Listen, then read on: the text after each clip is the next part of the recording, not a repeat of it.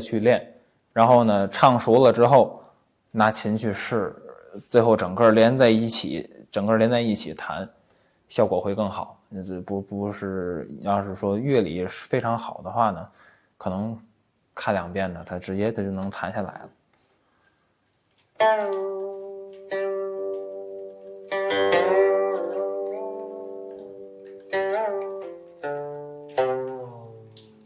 因为后大附点，然后大切分，